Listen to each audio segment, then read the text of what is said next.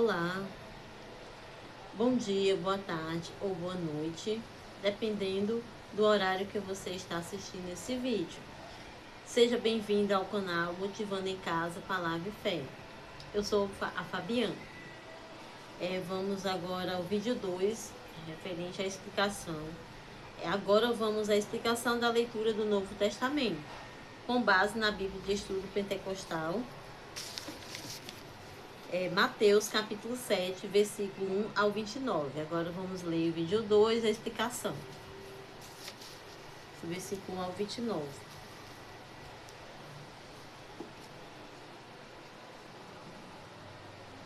Do versículo 1 ao 29 é Mateus 7. Que é a continuação do Sermão da Montanha, o hábito de julgar os outros. Não julgueis. Capítulo 7, versículo 1. Jesus condena o hábito de criticar os outros, enquanto se ignora os próprios defeitos.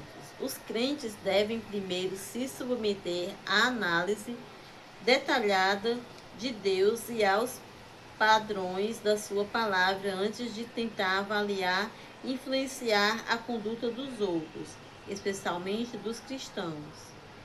Julgar de um modo injustos e desqualificado também inclui condenar ou rejeitar alguém que esteja fazendo o que é errado sem desejar sinceramente ver a pessoa se converter a Deus e receber perdão. Esta é uma atitude delas responderem positivamente à sua misericórdia. Esta passagem com frequência é tratada inadequadamente e tirada do seu próprio contexto para a mente contrário à instrução da palavra de Deus. No entanto, Cristo não está negando a necessidade de exercitar o desentendimento ou de fazer julgamentos de valores com relação ao pecado na vida dos outros. Certamente devemos fazer isto a fim de nós mesmos evitarmos o pecado. Também há ocasiões em que devemos nos manifestar contra certos comportamentos que provocam a Deus e corrompem a sociedade, especialmente quando estes comportamentos entram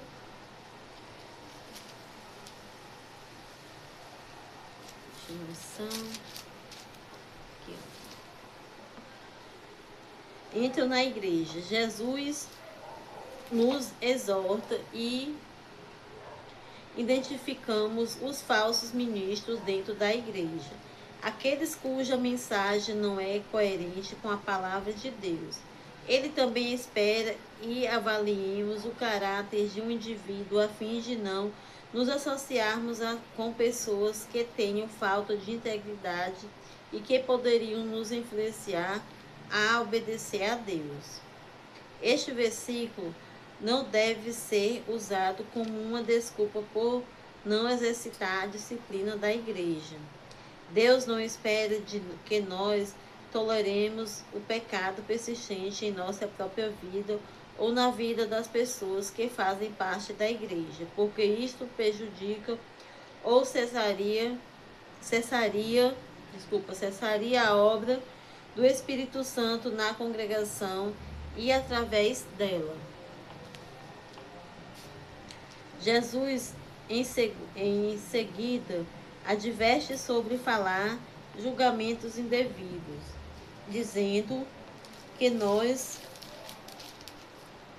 não devemos dar aos cães as coisas santas, ou deitar aos porcos as pérolas. Ele está dizendo que não adianta tentar ensinar ou corrigir uma pessoa além da capacidade que ela tenha de entender a verdade.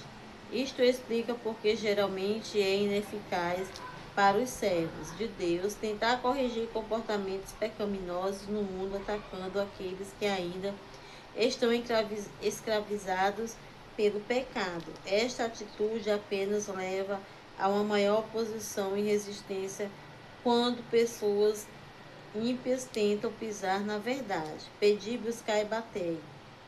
Jesus incentiva a perseverança, isto é, a paciência ativa, a persistência, a determinação na oração. O tempo verbal dos verbos gregos nos sugere uma ação contínua. Isto significa que nós devemos continuar pedindo, buscando e batendo. Isto significa que precisamos implorar a Deus para responder às nossas orações. Significa que, em vez de nos preocuparmos com uma certa questão, nos alevamos a Deus e reconhecemos que a situação está em suas mãos.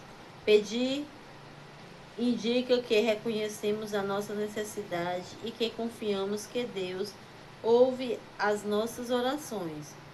Buscais indica que o nosso pedido é sincero e que estamos dispostos a obedecer a Deus e a perseguir os seus propósitos quanto ele atende com uma resposta ou instrução. Deus, mesmo quando ele não responde rapidamente, tal persistência não demonstra uma falta de fé, mas antes uma admissão constante de que precisamos de ajuda de Deus e que entregamos as nossas necessidades a Ele. A garantia de Cristo de que aquele que pedirem receberão de Deus é baseada em manter as nossas prioridades focadas em Deus e buscar primeiro os propósitos do seu reino.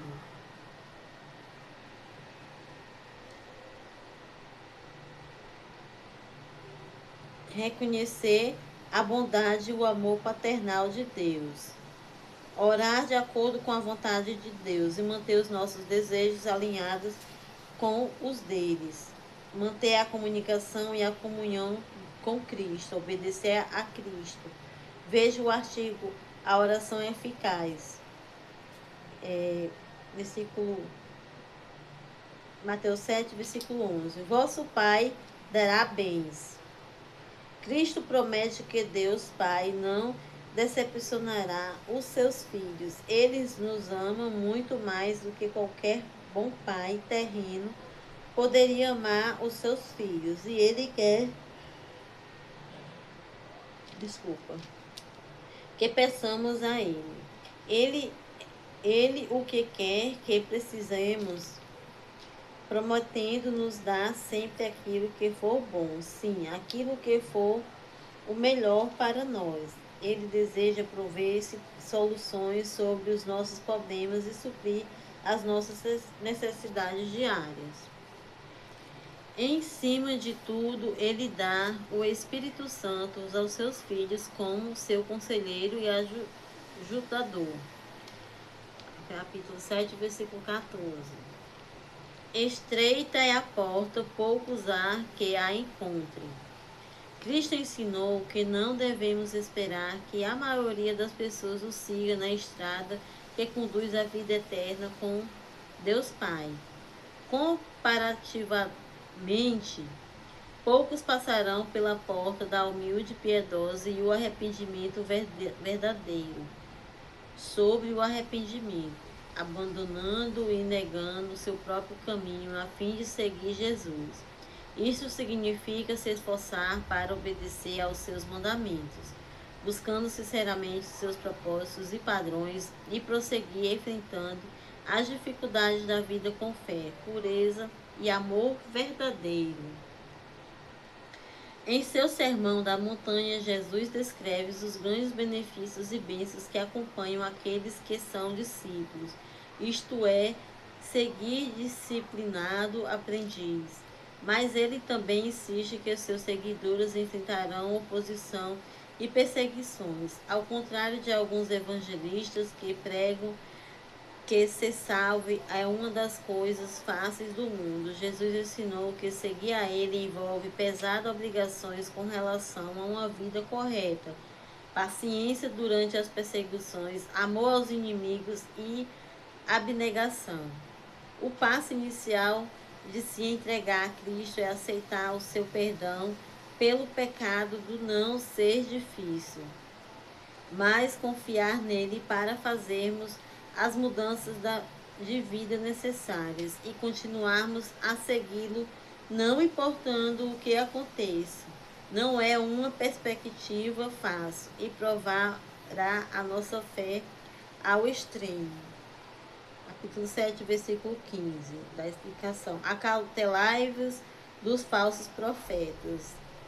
Artigo falsos ensinadores. 7,16. Por seus frutos os conhecereis. Desculpa. Os falsos profetas que exteriormente parecem ser bons e piedosos, mas que interiormente são lobos, devoradores, podem às vezes ser identificados por seus frutos, seu verdadeiro caráter espiritual e seu efeito sobre os outros. Os frutos dos falsos profetas terão características espiritualmente nada saudáveis ou destrutivas na vida dos seus seguidores, tais como as que listamos abaixo. Eles afirmaram seguir a Cristo, mas serão mais leais às personalidades do que à palavra de Deus. Em outras palavras, eles adoram a criatura mais do que ao Criador. Eles ficarão mais preocupados com os seus próprios desejos do que com a glória e a honra de Deus. Suas crenças e ensinamentos serão egocêntricos, em vez de entrarem centrados em Deus. Eles aceitarão ensinamentos e tradições humanas, mesmo quando estais ensinamentos contradisserem a palavra de Deus. Eles procurarão e responderão às experiências religiosas e atividades sobrenaturais, considerando-os a autoridade final ao determinarem a verdade, em vez de se basearem na instrução da palavra de Deus como um todo. Eles não tolerarão o ensinamento comprovado e adequado, mas em vez disso procurarão e ouvirão apenas os profetas que disserem aquilo que eles quiserem ouvir, como se a estrada para a salvação fosse larga, a permissa. Em outras palavras, eles respondem positivamente às mensagens que toleram os seus interesses egoístas e o seu comportamento ímpio, os atos da natureza pecaminosa e o fruto do Espírito. Capítulo 7, versículo 21. Faz a vontade de meu Pai. Jesus ensinou enfaticamente que executar os propósitos e a vontade de Deus era uma condição para entrar no reino dos céus. Estas palavras certamente não significam que possamos ganhar a salvação espiritual pelos nossos próprios esforços ou obras. Isto é verdade pelas seguintes razões. O perdão de Deus vem pela fé e o arrependimento, isto é, admitindo o nosso pecado, abandonando o nosso próprio caminho, entregando-nos a Deus e seguindo os seus propósitos. Isto se torna possível pela graça e a morte de Cristo em sacrifício, que deu a sua vida perfeita para pagar o preço final pelos nossos pecados. A obediência à vontade de Deus exigida no Cristo é uma condição contínua e progressiva para a salvação. Ela não nos salva, mas é uma boa resposta a um resultado de verdadeira salvação. No entanto, ainda é o poder e a graça, isto é, favor, amor e ajuda imerecidos de Deus, que nos capacita a viver conforme os seus padrões. Isto significa que devemos orar continuamente por esta graça, recebê-la e colocá-la em ação através de uma fé e devoção sinceras a Cristo. Note a oração do Pai Nosso e muitos desafios e advertências dirigidos ao cristão, dizendo a eles que mantêm o pecado, isto é, livre as suas vidas do pecado e não respondem os seus apelos, e se aposentem a Deus como o sacrifício vivos. Nota sobre ter fome e sede de justiça. Veja o artigo A Vontade de Deus. Devido à dádiva do poder e da graça de Deus, somos capazes de fazer a vontade de Deus e de viver de forma reta ao servirmos sinceramente a Cristo. A palavra de Deus diz que pela graça sois salvos por meio da fé. E isso não vem de vós, é dom de Deus, porque somos feitura sua. Veja o artigo fé e graça. Deus sempre nos dá a força e a habilidade para obedecermos a Ele e para vencermos o pecado. Desculpa. Isto faz parte da nossa salvação, que Ele opera através daquele que confia na sua vida, a Ele, e o que fora restaurado a um relacionamento pessoal com Jesus. Porque Deus é o que opera em vós tanto o querer como o efetuar segundo a sua boa vontade. Contudo, o dom da graça de Deus, seu favor, ajuda, misericórdia e capacitação imerecidos não elimina a necessidade de responsabilidade ou de ações pessoais. Devemos responder positivamente à tarefa de obedecer a Deus. Somos sempre livres para rejeitar a graça de Deus, para nos recusar a depender de Cristo e para nos recusar a orar por uma vida de obediência e aceitá-lo. Muitos me dirão, Senhor, Senhor. Jesus claramente afirma que haverá muitos que acreditarão estar servindo a Ele e que parecerão fazer grandes obras por Ele, mas na verdade nunca tiveram um verdadeiro relacionamento pessoal com Ele. Para escapar da tentação e do engano que prevalecerão, especialmente nos tempos do fim, os líderes de igreja ou qualquer servo de Cristo devem estar totalmente comprometidos com a verdade, revelado na palavra de Deus. Desculpa. Jamais devemos considerar o sucesso exterior o resultado do ministério com o padrão pelo qual avaliamos o nosso relacionamento com Cristo. Cada um de nós deve se esforçar para conhecê-lo profundamente e viver de acordo com a instrução, diretrizes que estão contidas na palavra de Deus. Capítulo 7, versículo 23. Nunca vos conheci. Cristo deixa inequivocamente claro que as pessoas podem falar a respeito dele e até estar envolvidas em uma atividade poderosa e sobrenatural, tais como expulsar demônios e operar milagres, sem que tenha um relacionamento pessoal genuíno com Cristo.